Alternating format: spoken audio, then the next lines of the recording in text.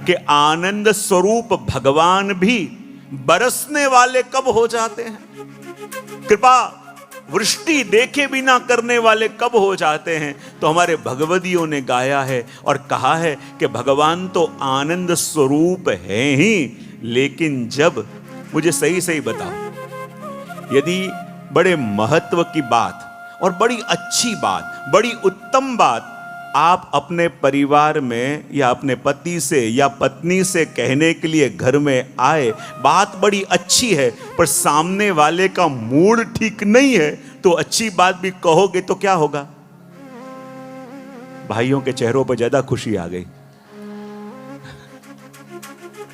यदि अच्छी बात कहने के लिए आए हो, अच्छी बात कहना चाहते भी हो, लेकिन यदि अच्छी बात सुनने के लिए भी सामने वाले का मूड नहीं है, तो बात बनेगी?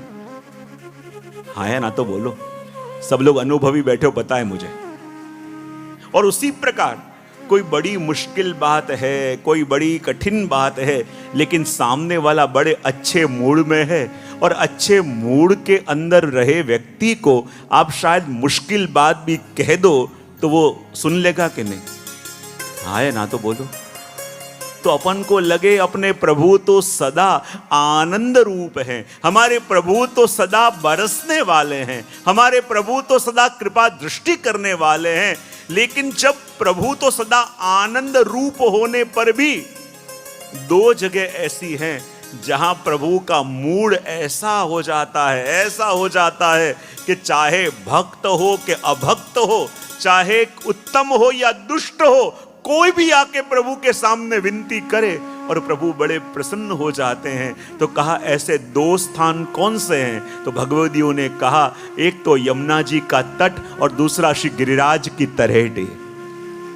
ये दो स्थान ऐसे हैं कि जहां प्रभु जब पधारे तो ऐसी कृपा बरसाने वाले हो जाते हैं, ऐसा कृपा रस लुटाने वाले हो जाते हैं, बस सामने लूटने वाला चाहिए।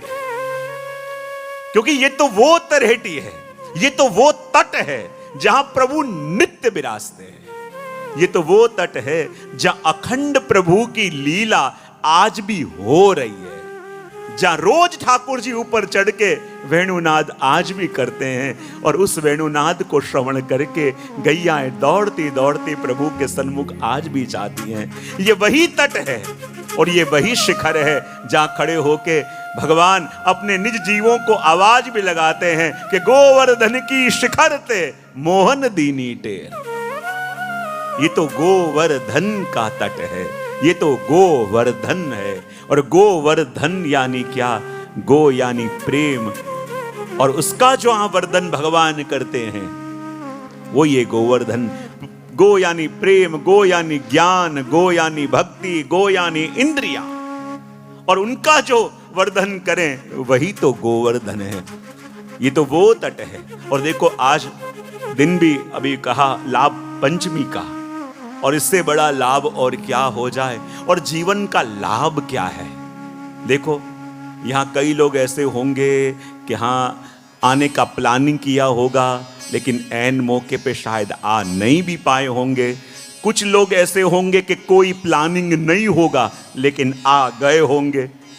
यहाँ कुछ लोग ऐसे होंगे कि जो आए हैं लेकिन कहीं निकल गए होंगे, और कुछ लोग ऐसे चलने के लिए निकले होंगे और आके बैठ गए होंगे। यहां वही आ पावे। और जीवन का सबसे बड़ा लाभ क्या? कहते हैं ना, जब वाद मिटे तो मानो लाभ, संवाद हो जाए तो मानो लाभ, प्रभु की शरण में आके बैठ गए मानो लाभ। हाँ, जीवन में सत्संग मिल गया मानो लाभ, सत्संग कराने में निमित्त प्रभु ने बनाया मानो जीवन का लाभ। और वास्तव में जो क्षण अपन यहाँ बिताएंगे, अपन यहाँ सुन नहीं रहे, हम अपने हृदय में बो रहे हैं। विचार करो, ये गिरिराज जी की तरहेटी वही स्थान है कि जब एक बार श्री गोसाई जी ने चतुर्भुज दास जी से कहा, देखो चतुर्भुज दास, मैं श्रीनाथ जी को जगाने के लिए जा रहा हूं, तुम जल्दी जल्दी गिरिराज जी की तरहेटी पे जाओ और पुछरी के पास जाके जो जो भी पुष्प वहां हो, पुष्प तोड़ के ले आओ तो ठाकुर जी की माला सिद्ध हो। और कहते हैं चतुर्भुज दास जब सुबह हुई थी, अंधेरा था, लेकिन गुरु ने भेजा पुष्प लाने के लिए। लेकिन गुरु की आज्ञा मान के जब गिरिराज जी की तरहेटी पे गए और क्या देखा, वहां सुंदर श्री गिरिराज जी के वहां एक निकुंज बनी हुई है, गिरिवर कुंज है। और उस गिरिवर कुंज में से ठाकुर जी और स्वामी जी, अभी भोर हुई है, दोनों जागे हैं और दोनों गलबैयां दे के उस कुंज में से पधार रहे हैं। और जैसे चतुर्भुज दास जी ने दर्शन करे, कहने लगे ये प्रभु की कैसी कृपा, गुरु ने कृपा करी कि जाओ चतुर्भुज दास ठाकुर जी के लिए पुष्प लेके आओ। लेकिन जब गुरु कृपा करे और भेजा था पुष्प लेने के लिए, लेकिन मुझे तो गुरु कृपा से यहां फल मिल गया। पुष्प लेने के लिए आया था, लेकिन युगल स्वरूप रूपी फल मिल गया। नेत्र सजल हुए और तब चतुर्भुज दास जी ने कही, कृपानाथ, आपके जो ये दर्शन मुझे आज प्राप्त हुए, प्रभु मेरी ऐसी इच्छा है कि जो सुख आपके दर्शन का आज मुझे मिला, वही सुख मेरे प्रत्येक वैष्णव को भी कैसे मिले। हे प्रभु, जो आपके दर्शन का आनंद मुझे आज मिल रहा है, वही दर्शन का आनंद मेरे प्रत्येक वैष्णव को कैसे मिले। तब प्रभु ने कही, देखो चतुर्भुज दास, मैंने अपने 6 स्वरूप इस जगत के अंदर प्रकट करे हैं, और ये 6 स्वरूप में से किसी भी एक स्वरूप की कृपा हो जावे, तब मानो मेरे प्रत्यक्ष दर्शन हो गए। और तब श्रीनाथ जी ने जब ये आज्ञा करी, चतुर्भुज दास जी कहते हैं, प्रभु आपके 6 स्वरूप कौन से हैं कि जिसके अंदर मुझे प्रभु आपकी झलक मिले, और जो दर्शन की कृपा आपने आज मेरे पे करी, वही अनुभूति प्रत्येक वैष्णव को भी हो। और तब श्रीनाथ जी ने कही, देखो चतुर्भुज दास, ये 6 स्वरूप मेरे हैं, और जब भी इनके दर्शन करो तो कहते हैं उसमें मुझे प्रकट देखो। सबसे पहले कहा कि प्रभु आपका वो स्वरूप कौन सा है, और तब श्रीनाथ जी ने कहा कि प्रत्येक वैष्णव के घर में विराज रहे उनके सेव्य स्वरूप, श्रीनाथ जी कहते हैं वो भी मेरा ही स्वरूप है। यदि उनके अंदर तुम्हें मेरे दर्शन नहीं हुए, तो मेरे सन्मुख आके भी तुम मुझे कभी पा नहीं पाओगे। प्रत्येक वैष्णव के घर में विराज रहे उनके सेव्य स्वरूप, वो मेरा स्वरूप। फिर कहा कि देखो, जब जब भी श्री यमुना जी के दर्शन करो, तो श्रीनाथ जी कहते हैं कि मेरे में और यमुना जी में भी कोई भेद नहीं। दूसरा स्वरूप मेरा है श्री यमुना जी का, तीसरा स्वरूप मेरा है, कहते हैं कि श्री गिरिराज जी का। जब जब भी जाके श्री गिरिराज जी के दर्शन करो, और जब तक शिला के दर्शन हो रहे हैं, मानो अभी तक वो दृष्टि नहीं मिली। लेकिन जब गिरिराज जी के दर्शन करो और प्रगट श्री गोवर्धन नाथ जी के दर्शन हो, तब मानो आज श्री गिरिराज जी के दर्शन हुए। प्रत्येक वैष्णव के घर में विराजता स्वरूप, वो भी मेरा स्वरूप। श्री यमुना जी, वो भी मेरा स्वरूप। श्री गिरिराज जी, वो भी मेरा स्वरूप। कहते हैं ये व्रजभूमि, वो भी मेरा स्वरूप। श्री वल्लभ, वो भी मेरा स्वरूप। और कहते हैं श्रीमद् भागवत, वो भी मेरा साक्षात स्वरूप है। और जब भागवत को सुनते हो, तो श्रीनाथ जी कहते हैं तुम कोई ग्रंथ को नहीं, तुम मुझे ही सुन रहे हो। जब भागवत के सानिध्य में बैठते हो, तब तुम भागवत को नहीं, मेरी ही वाणी को सुन रहे हो। क्योंकि जब जब भी अपन नाथद्वारा जाते हैं, बहुत भीड़ होती है और कहते हैं जल्दी चलो जल्दी चलो जल्दी चलो, तो हर एक वैष्णव जो वहाँ जाता है, मन में एक खटका तो लेके जाता है कि काश थोड़ी देर आपके सन्मुख खड़े रहने का अवसर, हाँ, काश आपके सन्मुख थोड़ी देर बैठने का अवसर मिले।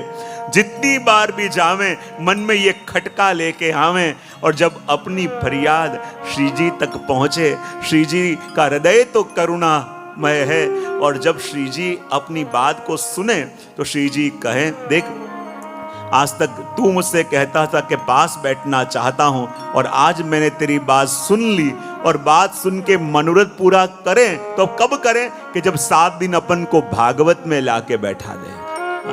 तो मानो साक्षात श्रीनाथ जी के सानिध्य में 7 दिन अपन को बैठने का अवसर मिला, 7 दिन उनकी वाणी को सुनने का अवसर मिला। और ये साक्षात श्रीनाथ जी की वाणी है, साक्षात गोवर्धन धरण की वाणी है, और ये वो वाणी है जो हमारे ग्रंथियों को खोल देने वाली है। ये वो वाणी है जो हमारे जीवन को प्रकाशित कर देवे। हमारे जीवन में कहते हैं कथा क्या, ये न रूपेण यथा और के न रूपेण कथा। कथा यानी क्या, ये कैसे हुआ, ये क्यों हुआ, ये कैसे हुआ। अपने जितने भी वाय, जितने भी व्हाट, व्हेन, वेयर, वाई, ये सारे प्रश्नों का उत्तर जिसमें मिले उसी को कहते हैं कथा। आज जितने भी बड़े लोग कहते हैं कि जब बच्चों को हम कहते हैं कि प्रभु का नाम लो तो सबसे पहले आता है वाय। क्या आता है, बोले तो सही भाव से। क्यों करें, किस लिए करें, क्यों करना चाहिए, ये करके क्या मिलेगा। ये जितने भी अपने वाय, वॉट, वेर, वैन, ये सारे हैं ना, ये सारे प्रश्नों का समाधान जिसमें मिले उसी को कहते हैं श्रीमद् भागवत। क्योंकि अपन समाधान देवें उससे अच्छा है भगवान स्वयं आके समाधान देवें। तो ऐसे श्रीमद् भागवत जी के अंदर आज अपन को प्रवेश करना है और कहते हैं कि भागवत क्या है। भागवत, और भागवत क्या है तो बहुत सुंदर बात वर्णन करते कहते हैं कि भाग के कहे ते भाग खुल जात भक्तन के, ग के कहे ते गुमान मिटे, व के कहे ते वरण होए विष्णु भक्तन में, त के कहे ते भव सागर तर जाए। भागवत, और कहते हैं कि भाग के कहे थे भाग्य खुल जात भक्तन के। जब भी लगा हो कि भाग्य साथ नहीं दे रहा, जब भी लगे कि जीवन में कुछ करने का बड़ा प्रयत्न कर रहा हूं, हो नहीं रहा, जीवन में जब लगे कि सारे दरवाजे बंद हो गए हैं, जीवन में जब लगे कोई रास्ता नहीं मिल रहा, तो यहां वहां मत भटको, भागवत में आके बैठ जाओ। क्योंकि भागवत में आके भा भी कोई जीव बोले और मानो भा के कहे ते भाग्य खुल जात भक्तन के, और भाग्य खुल जाए इसलिए देखो लाभ पंचमी पे आए हो। ग के कहे ते गुमान मिट जात है, और ग के कहे ते मन में आया हुआ लेश भी मद है ना, ये सब मिट जाता है। और कहते हैं त के कहे थे न व के कहे थे वर्ण होत विष्णु भक्तन में, वह बोलते हुए भगवान के भक्तों में अपना वर्ण हो जाता है। और त के कहे थे भवसागर तर जात है। तो ऐसे श्रीमद् भागवत जी के अंदर अपन प्रवेश करें उससे पहले एक विधान है कि कोई भी व्यक्ति, वस्तु के पदार्थ हो, उसके महिमा को जब तक अपन न जाने और उसका महात्मा बताए बिना वो वस्तु को किसी को दे दो तो उसका मोल समझ में सामने वाले को आता नहीं। और जैसे ही महिमा को जाने उसे देखने की दृष्टि अपनी बदल जाती है। मैं कई बार कहता हूं ना कि यदि आपको कोई छोटा सा बच्चा है और छोटे से बच्चे को कोई 500 का नोट दे और एक चॉकलेट दिखाए तो बच्चा क्या लेगा? हाँ, क्या? चॉकलेट। और आपको दिखावे तो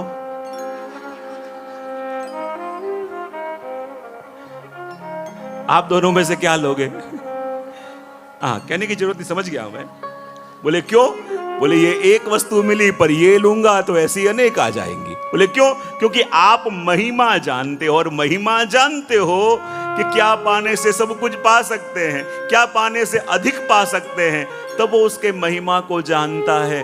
तो जब भागवत का भी श्रवण करते हैं उससे पहले उसकी महिमा को जाने, उसके महात्म को जाने, तब श्रीमद् भागवत जी का दर्शन अपन कर पावे। तो 6 अध्यायों में पद्म पुराण अंतर्गत श्रीमद् भागवत जी के महात्म के अंदर अपन प्रवेश करते हैं और कहते हैं ना कि भागवत का फल क्या है, भागवत किन के लिए है।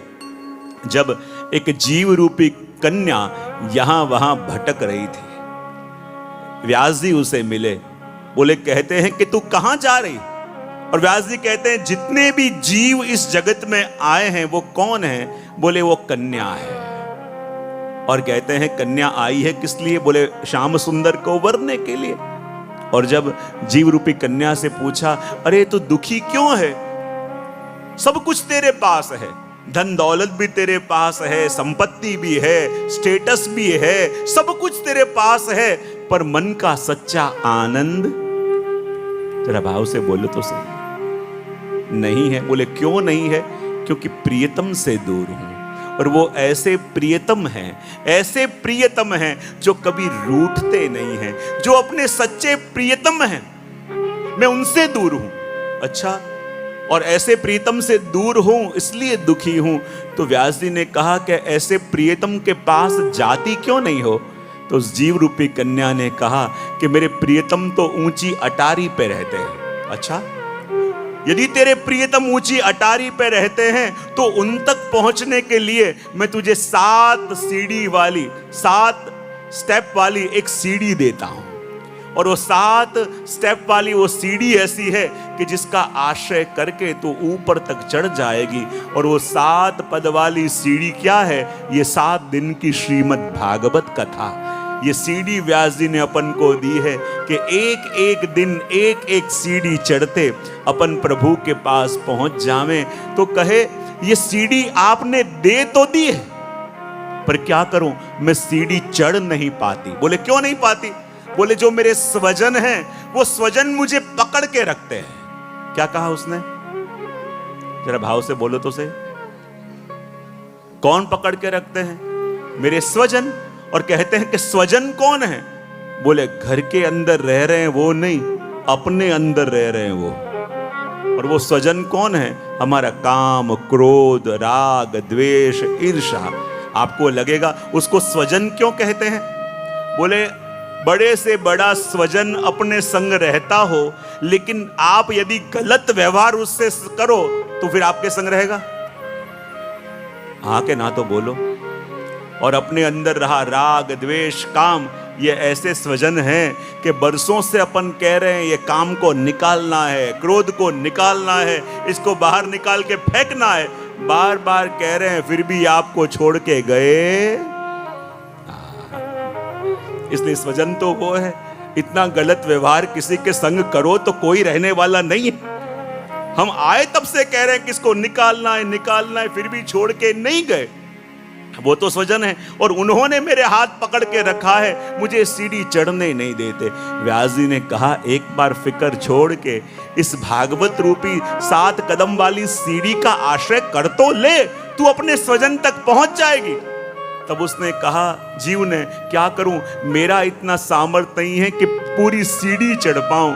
व्यास जी ने कहा जो भागवत रूपी सीढ़ी मैंने तुझे दी है, तुझे पूरी चढ़ने की आवश्यकता भी नहीं है। तू 3 सीढ़ी तो चढ़, 4थी सीढ़ी पे स्वयं कृष्ण तुझे लेने के लिए नीचे आएंगे। और इसलिए भागवत के अंदर 4था दिन यानी कृष्ण जन्म, 3 सीढ़ी चढ़े और 4थी सीढ़ी पे लेने के लिए स्वयं कृष्ण आ जाए और हमारा हाथ पकड़ के हमारी रक्षा करे और विवाह करे, वही तो कृष्ण है। और भगवान को अपना स्वामी मान के उससे ब्याह करें, वही तो ये भागवत का फल है। तब व्यास जी से जीव रूपी कन्या ने कहा कि जिन प्रभु को वर के रूप में वरने की बात आप कर रहे हो, कृपा करके बताओ तो सही कि वो प्रभु मेरे हैं कैसे? जब तक जानू नहीं प्रीति हो कैसे? कृपा करके बताओ कैसे हैं। तो व्यास जी भागवत के प्रथम अध्याय के प्रथम श्लोक में महात्मा के भगवान का परिचय देते हैं। और परिचय देते हुए कहते हैं, हम सब एक संग बोलेंगे, सच्चिदानंद रूपाय। सभी बोलिए, सच्चिदानंद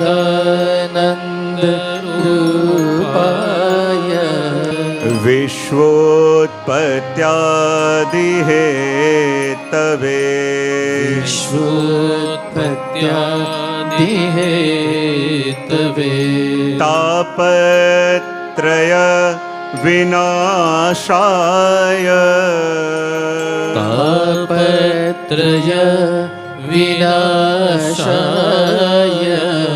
तापत्रय विनाशाय, तापत्रय विनाशाय।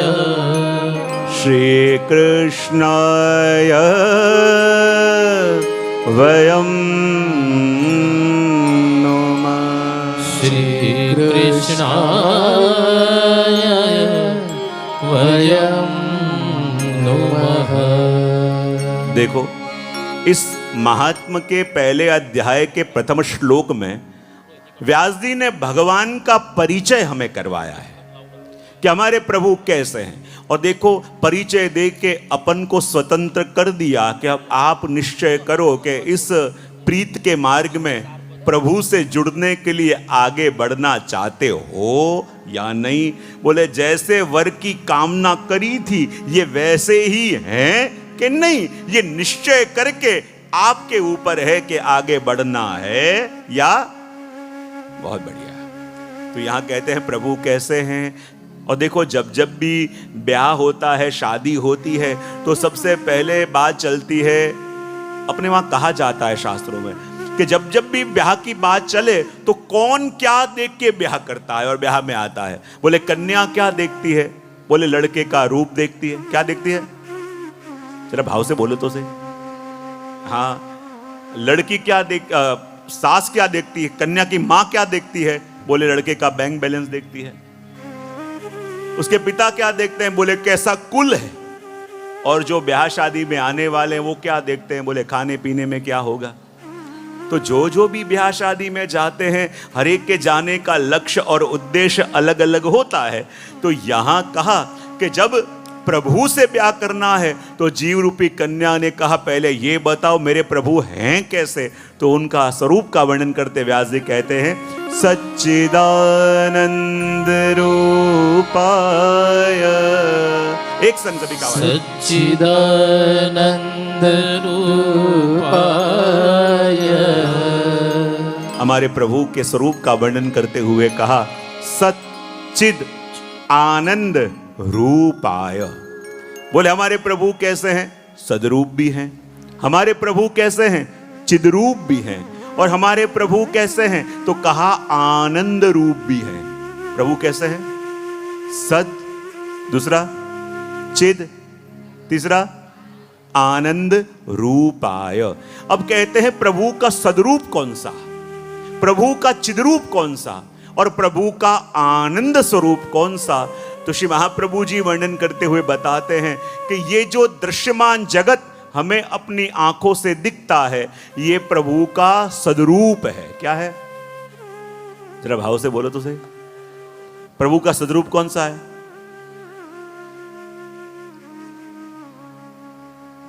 प्रभु का सदरूप कौन सा है। ये जो पूरा जगत हम अपनी आंखों से देखते हैं ये क्या है, भगवान का, जरा भाव से बोले तो सही, सदरूप। चिद स्वरूप प्रभु का कौन सा है, ये जितनी भी सजीव सृष्टि है, हम सब ये जितनी भी सजीव सृष्टि है ये कौन है, बोले वही सच्चिदानंद भगवान का चिद रूप।